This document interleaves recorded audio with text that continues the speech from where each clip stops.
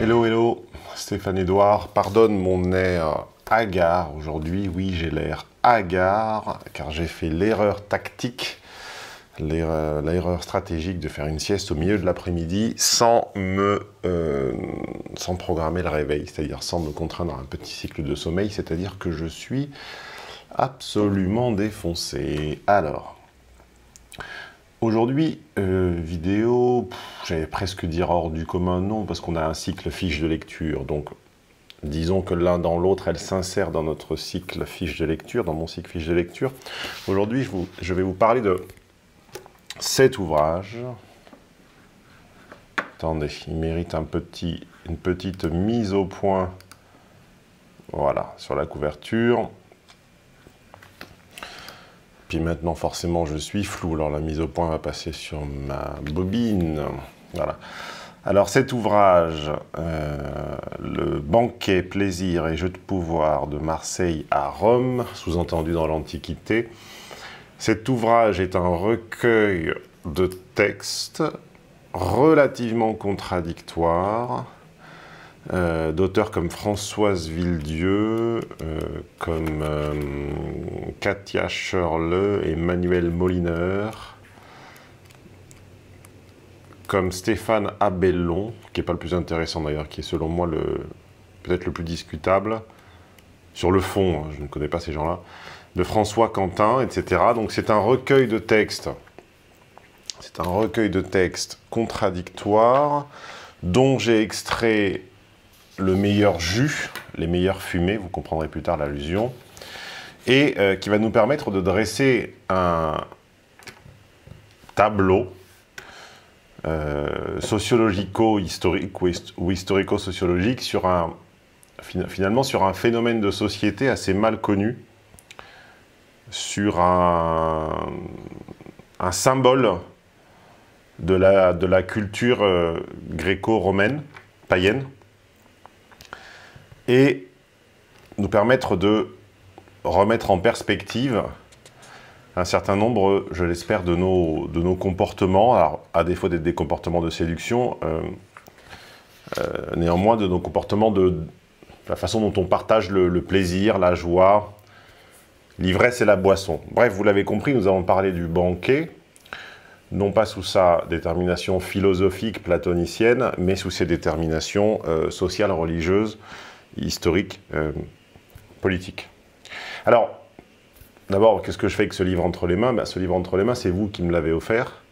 Je vous rappelle que je vous ai mis à disposition une boîte postale dans laquelle vous pouvez me solliciter, me proposer et j'allais dire contraindre, oui, quasiment contraindre, en tout cas me solliciter, me proposer des ouvrages dont évidemment la seule condition doit être qu'ils ont un rapport ténu, mais un rapport néanmoins avec évidemment les relations hommes-femmes, avec les relations sociales en général. Donc vous m'avez soumis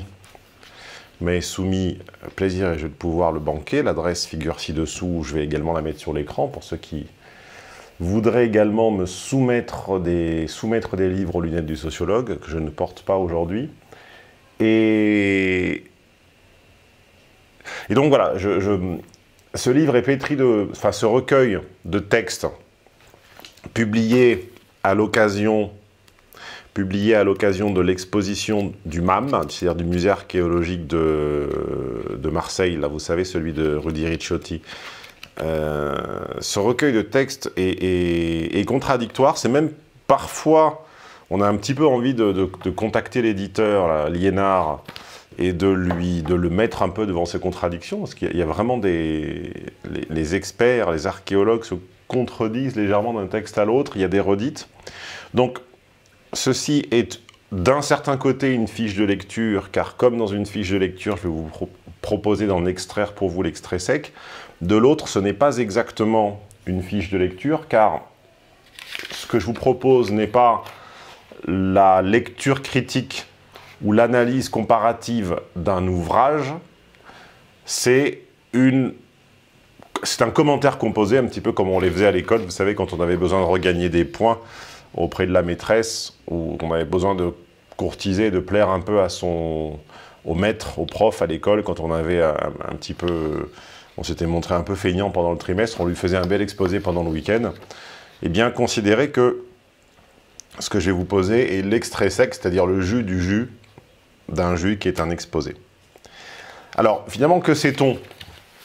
Que sait-on du banquet païen, du banquet gréco-romain? Bien, vous savez, nous pensons par stéréotype, ce qui est plutôt un bienfait, puisqu'on est obligé de penser par stéréotype. En réalité, nous sommes obligés, enfin, en tout cas, sauf si on est complètement con, mais en général, plus on est intelligent, plus on fonctionne par stéréotype, c'est-à-dire plus on associe à un objet ou à un sujet des propriétés, plus ces propriétés le font appartenir à une catégorie, et plus on a ces catégories en tête bien précises et bien mobiles, plus on peut penser. Il est difficile de penser en faisant abstraction totale des catégories, de la même façon qu'il est difficile de penser en faisant abstraction totale du langage, des mots que l'on connaît, des langues que l'on connaît, et du contexte dans lequel on évolue. Donc, nous ne savons finalement du banquet, nous n'avons comme image mentale du banquet finalement que ce que nous en ont laissé nos vieilles lectures, de quelques revues, bandes dessinées, films. Donc nous n'avons, je pense ne pas être le seul à dire qu'avant la lecture de cet ouvrage, pour moi le banquet c'était globalement Astérix et les quelques souvenirs de péplum avec Kirk Douglas, visionné sur la grosse télé cathodique au fond de la salle de latin. Petit réflexe de vérifier que le micro est bien branché. Bon. Alors en réalité, ce que j'ai découvert, c'est que le banquet est probablement, de tous les rites de l'Antiquité, un des plus ritualisés, que c'est probablement, de beaucoup de rites, un des plus procéduriers et l'un des plus ambigus et contradictoires. Oui, parce qu'évidemment, comme j'allais le dire quelques instants auparavant, comme vous tous, comme nous tous, pour moi, le banquet était l'expression la plus haute du sentiment dionysiaque. CF, la généalogie de la morale de Nietzsche, l'Apollon et le dionysiaque, donc le banquet était le moment de décharge cathartique voilà, c'était le moment d'exaltation de l'éros, c'était le moment où l'on s'avinait et où l'on se livrait à une débauche de chair, c'est-à-dire de chair à manger et de chair à consommer de jeunes éphèbes. Voilà, pour moi, en gros, le banquet, c'était l'orgie. Voilà. C'était l'orgie de Nabab qui consommait à long... Pardon. Excusez-moi, j'ai oublié de couper le téléphone. Le banquet était, disais-je, selon les traces photographiques que tout cela avait laissé dans ma psyché, dans ma mémoire visuelle, c'était l'orgie ancienne. Puis tout ça renforcé par cette espèce de vague sentiment orgiaque que l'on associe systématiquement au monde païen. Alors en réalité, ce que ces différents historiens m'ont appris et vont vous apprendre en les confrontant, c'est que le banquet avait un rôle et qu'au sein de ce rôle, on peut distinguer deux périodes. Alors,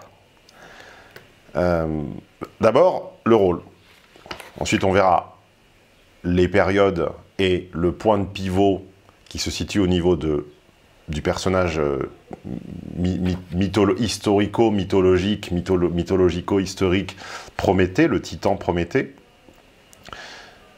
Nous verrons ensuite comment ce rôle, c'est-à-dire comment cette doublette, ce doublé contexte historique et rôle a permis à l'homme de désigner, de comprendre, de structurer sa place dans à la fois l'humanité et le cosmos.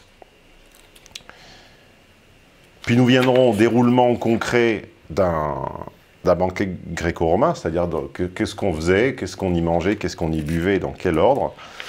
Nous ferons une petite parenthèse par la place des femmes. Et enfin, nous listerons, puisqu'ils sont au chapitre, ils sont au nombre de 4, en tout cas j'en ai identifié 4 dans le livre, nous identifierons les fonctions symboliques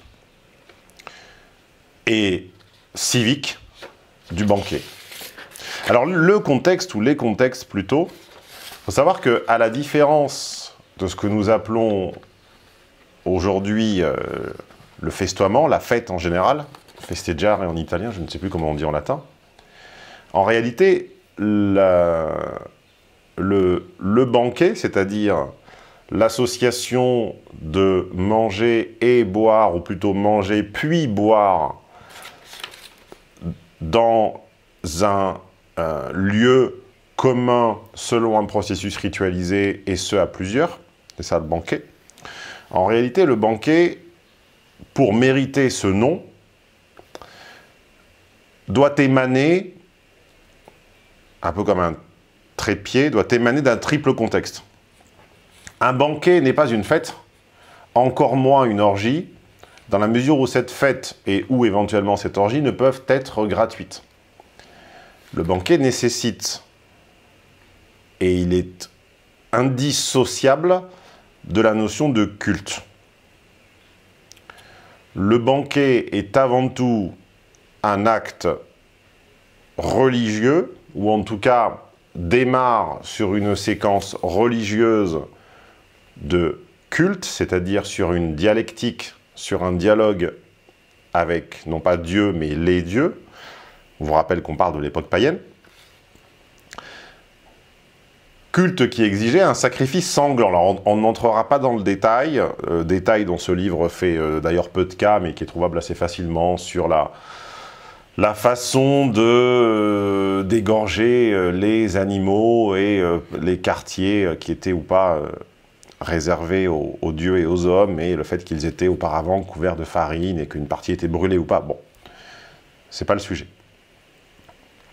On va simplement dire qu'en général, c'était des bovidés, c'était des bovins, et que le banquet commençait par un culte qui exigeait donc de sacrifier un animal. Bon, ça c'est dit, voilà.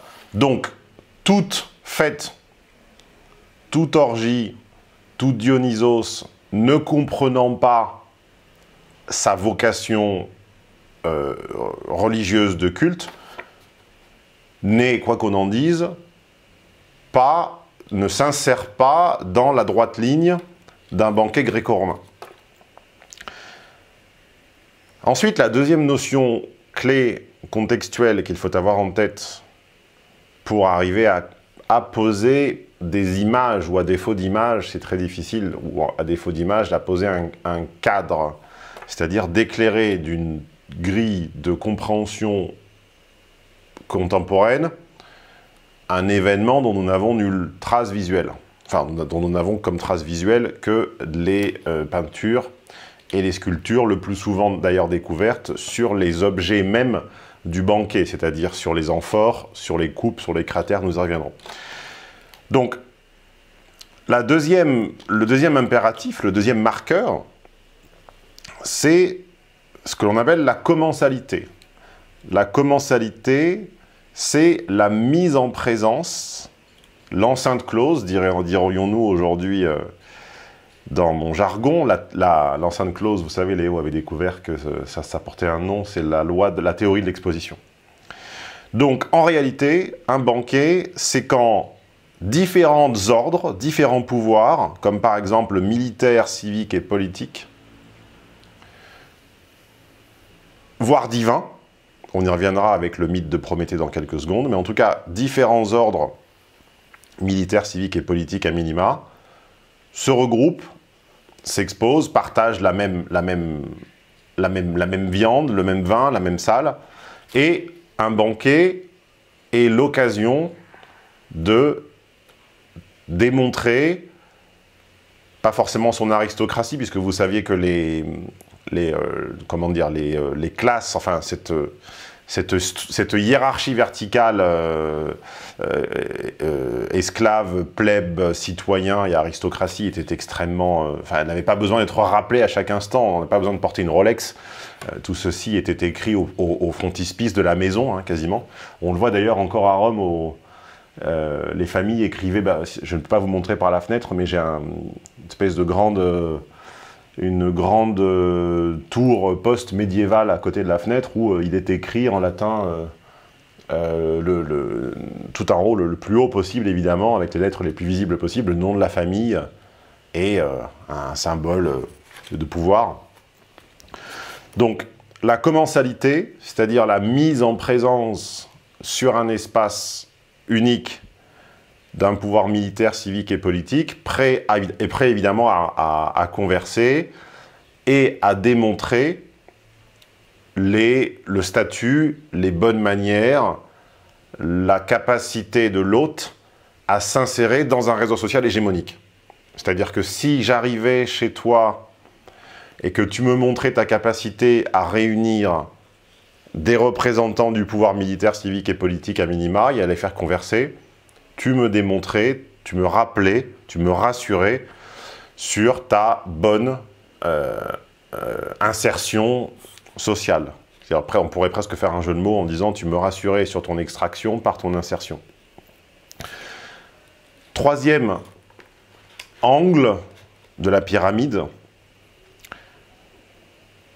évidemment, la fête, c'est-à-dire l'arrivée des plats et des vins, qui, on le verra, est la deuxième partie du banquet, mais dont nous pouvons dire pour l'instant que la légèreté, le sentiment de détente, de plaisir, est en fait à lire à l'aune du drame qui vient de se dérouler. C'est-à-dire que la fête, pour la fête, sans sa vocation de commensalité et surtout sans sa vocation de sacrifice divin et de culte, c'est une fête postmoderne. C'est une fête relativiste, c'est une fête déconstructiviste. Ce n'est pas une fête, ce n'est pas un banquet, quel que soit ou quel qu'en soit, c'est les modalités par lesquelles on lui donne une tonalité, une patine antique. Alors je vous ai à 2 reprises parlé du rôle de Prométhée, vous savez, qui a fait courir aux hommes le risque de perdre le feu, c'est-à-dire de manger cru.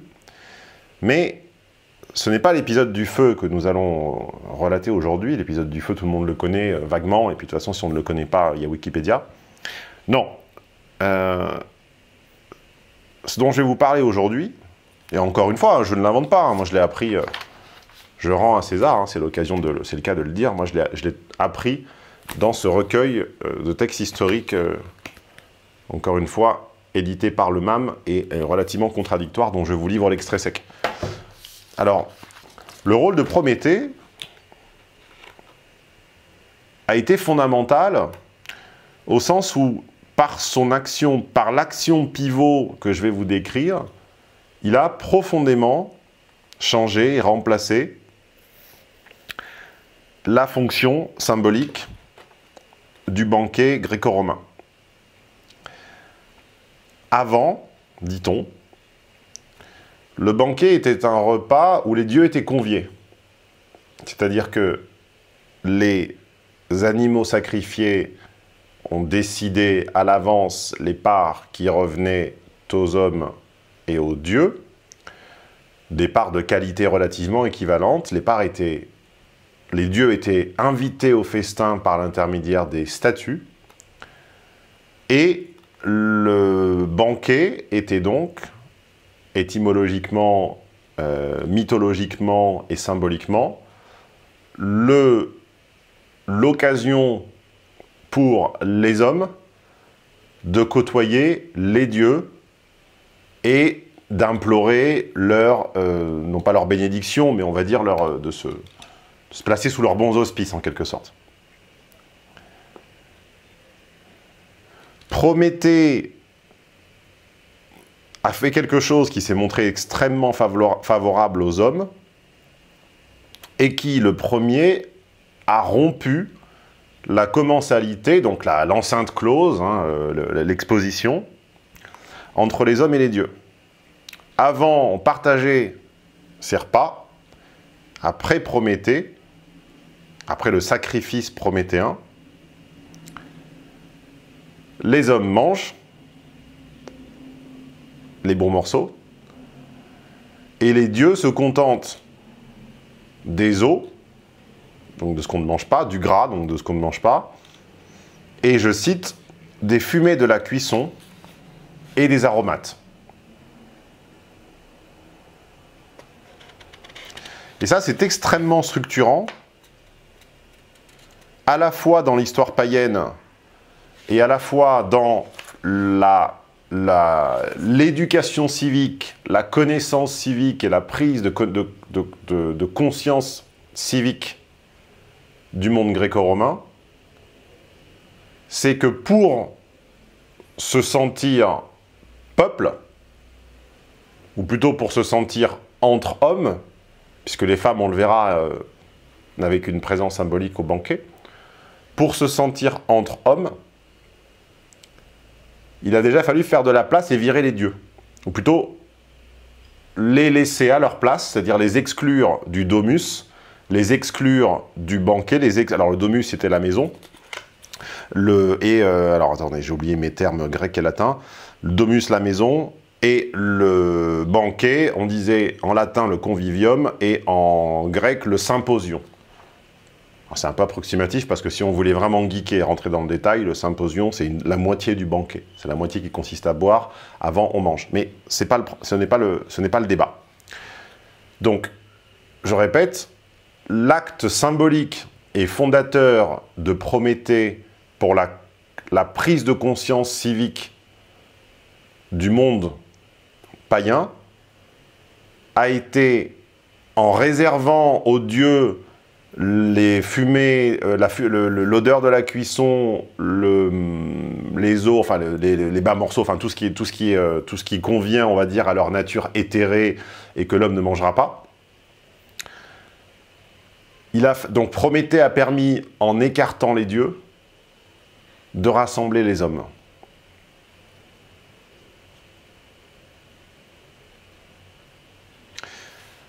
Et dernier rôle, on y reviendra, dernier rôle évidemment du banquet, structurer l'humanité en qualifiant sa manière de se nourrir. C'est-à-dire que ça a placé l'homme sur une grille de lecture verticale, sur une échelle verticale, entre tout en bas les animaux qui chassent sauvagement et évidemment ne pratiquent pas le sacrifice, et tout en haut les dieux qui banquettent, c'est-à-dire qui se livrent au banquet allongé, et tout en s'accommodant, évidemment, encore une fois, on l'a dit, de nourritures éthérées, c'est-à-dire de rien du tout. Hein. Donc, il y avait tout en haut le processus ritualisé des dieux qui ne mangeaient rien, tout en bas le processus totalement déritualisé des animaux qui mangeaient à leur guise en chassant, mais qui ne pratiquaient pas le culte. Et entre les deux, il y avait le processus semi-ritualisé de l'homme qui pratiquait à la fois le culte dans la première moitié du banquet, puis la consommation des mets et des vins dans la seconde partie, mais en quantité, on y reviendra, raisonnable. Car contrairement à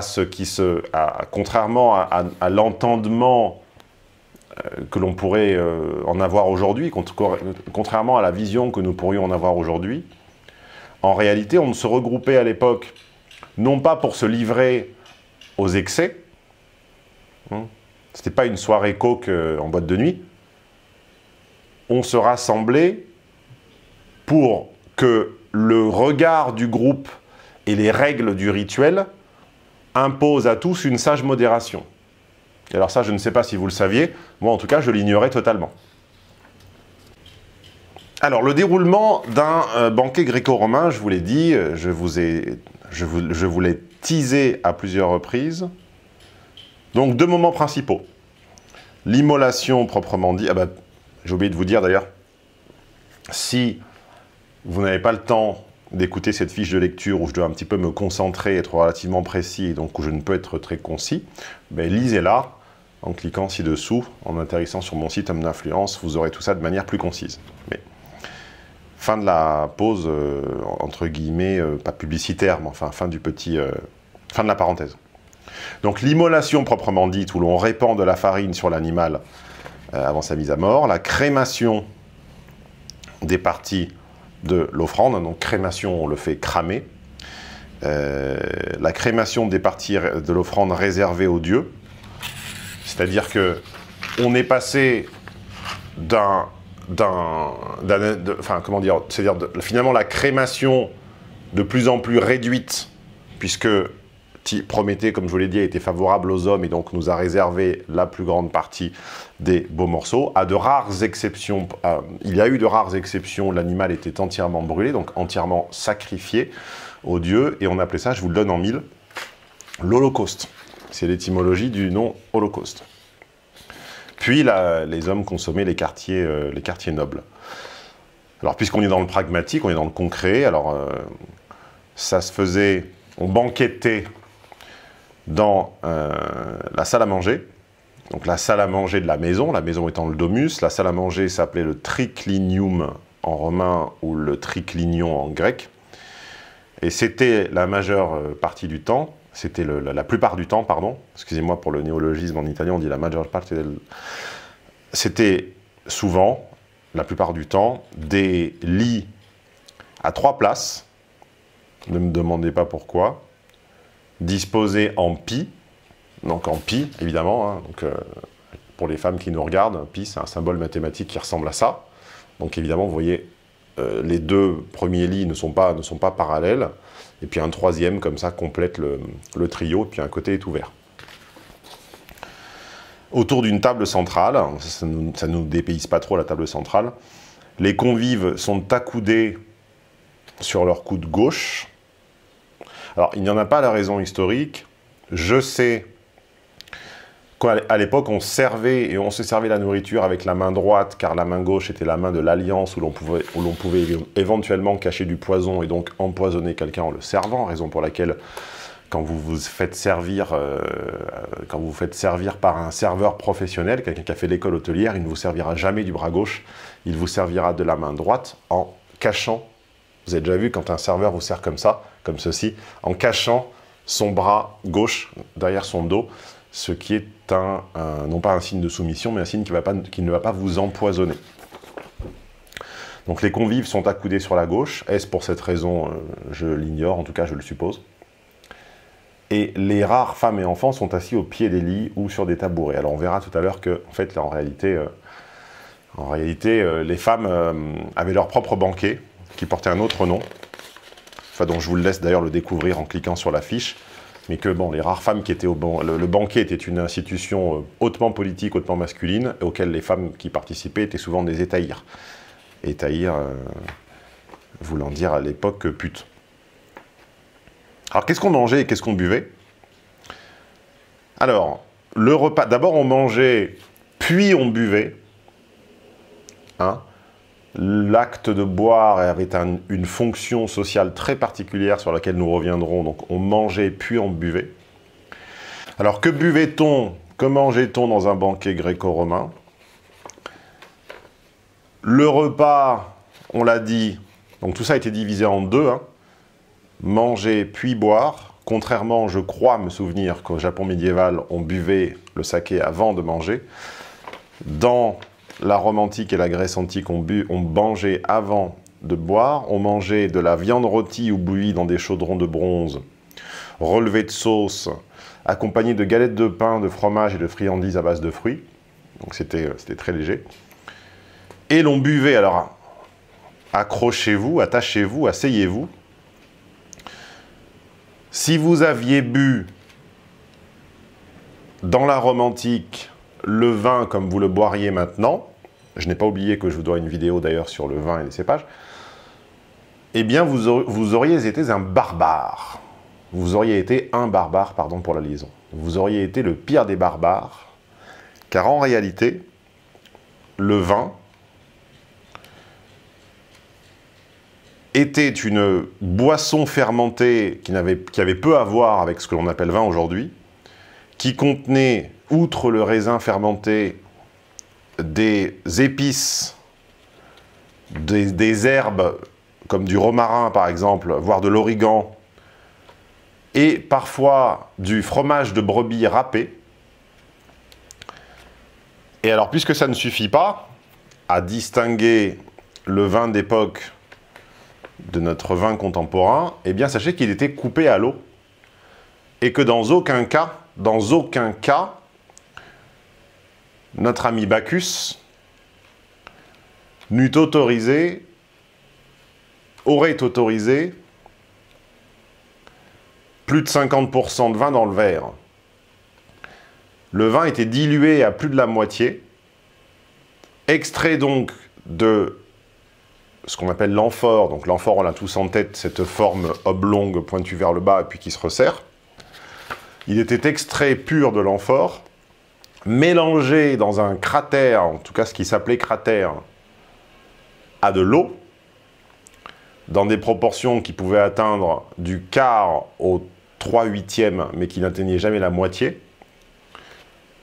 C'est d'ailleurs ainsi que l'on devine et que l'on commence à comprendre que le but n'était pas d'être saoul, et que le but était justement d'atteindre une sorte de juste équilibre entre l'ébriété et la raison, pour mieux vivre sa commensalité.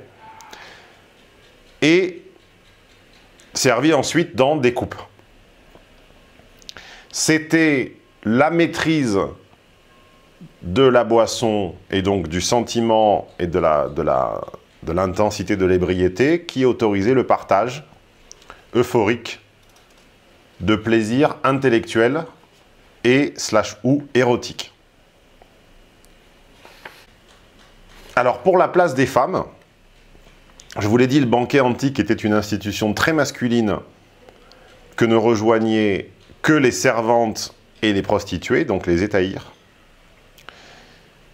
Mais il existait, alors plus chez les Grecs que chez les Romains, des banquets féminins, les thesmophories, où les participantes accompagnées de leurs nourrissons, je lis, hein, vous avez deviné que je lisais là, car je n'en sais strictement rien, campaient sous des tentes et composent une sorte de village féminin provisoire sur le lieu emblématique de la politique au masculin. C'est-à-dire que si je comprends bien et si je lis bien nos amis, pendant que les hommes politiques sont occupés à sacrifier et à festoyer au banquet avec des hétaïres, les femmes viennent banqueter sur le lieu où les tribuns haranguaient la foule sur la colline du Parthénon ou que sais-je. Évidemment, seules les épouses des citoyens sont autorisées à participer. Un citoyen par opposition à plébéien. Je m'apprêtais maintenant à vous donner la fonction symbolique, à vous expliciter les fonctions symboliques du banquet gréco-romain. Il y en a 4 principales. Comme la vidéo est déjà beaucoup plus longue que ce que j'imaginais, je vais vous laisser aller les consulter, ça sera mieux, en cliquant sur le lien ci-dessous. Et je ne vous en donnerai qu'une, car je vous l'ai déjà à demi dévoilé, et donc il me semble cohérent de finir. Aujourd'hui, dans l'imaginaire collectif, on associe banquet à ivresse et à consommation débridée en tous sens, en tout genre. C'est-à-dire qu'aujourd'hui, les souvenirs et l'imaginaire que l'on a du banquet, c'est brouiller, flouter la frontière entre l'humain et le divin, mélanger tout ça dans un vase païen orgiaque et organique. L'orgie pure et dure existait, hein. C'est pas mon intention de vous dire le contraire. Mais ce qu'on apprend, c'est que ce type de rite sauvage est en réalité un anti-banquet. Le banquet, il est non seulement, et je vous l'ai expliqué, par essence procédurier et méthodique dans le sacrifice, mais il a marqué, notamment en Grèce, une obligation constitutionnelle de prendre ses repas en commun. en tout cas certains repas en commun, pour lutter contre le relâchement de comportements et de mœurs des membres combattants de la société, c'est-à-dire des soldats. Lycurge ou Lycurge, je ne sais pas comment on prononce, le législateur à Sparte, trouvant que les Spartiates prenaient trop fréquemment leurs repas dans leur demeure, et y voyant une cause du relâchement général, transporta sous les yeux de tous ces repas devenus communs, afin, et là nous citons le législateur de Sparte, et je cite plus précisément République des Lacédémoniens 5, de la sorte, il serait impossible de transgresser les prescriptions en fixant une quantité de nourriture qui ne fût ni excessive, ni trop restreinte. C'est-à-dire que deux de nos comportements totalement normaux, habituels et quotidiens aujourd'hui eussent été totalement barbares il y a 2000 ans. Le premier, dîner seul, très fréquemment, s'alimenter trop souvent seul. Et le second, boire le vin pur. Si ça, ce n'est pas une mise en perspective historique, sociologique et culturelle, je ne sais pas ce que c'est. Je vous laisse découvrir la fin de cette fiche de lecture, et notamment les autres fonctions symboliques et civiques du banquet gréco-romain, outre lutter contre le relâchement des mœurs, en cliquant sur le lien ci-dessous. Vous vous retrouverez donc sur mon site homme-d'influence.com. Merci de m'avoir suivi jusque-là. Pas de page de pub aujourd'hui, mais vous en aurez une la prochaine fois, et je vous parlerai de mon prochain séminaire qui s'appellera « Comprendre les gens ». Comprendre les gens étant la suite d'un premier séminaire sur le thème que j'ai donné maintenant il y a 2 ou 3 ans. Et évidemment, toutes ces lectures sont ingérées, font sens, font corps en tout cas, et je l'espère font sens, et nous permettront de répondre à cet aspect qui est finalement bien trop peu traité. Pourquoi agissons-nous tel que nous agissons? Pourquoi pensons-nous tel que nous pensons? Comment comprendre l'autre? Et comprendre ne voulant évidemment pas dire s'y soumettre. Hein. Mais on a vu là sur un événement qui paraissait aussi mythologiquement sourcé, qu'en réalité nous en avons tous une idée très fausse, très parcellaire, très incomplète. Dites-vous bien que nous pensons aussi faux sur la plupart des choses, raison pour laquelle le but n'est pas d'accéder à une forme d'objectivité ou de vérité, simplement de comprendre les biais qui nous font penser tels que nous pensons. J'attends vos commentaires ci-dessous. J'espère que vous les avez déjà laissés au fil de l'écoute. J'attends les pouces. Et c'est le moment de continuer à parcourir les vidéos de la chaîne en cliquant à gauche ou à droite et de s'abonner par ici. À bientôt!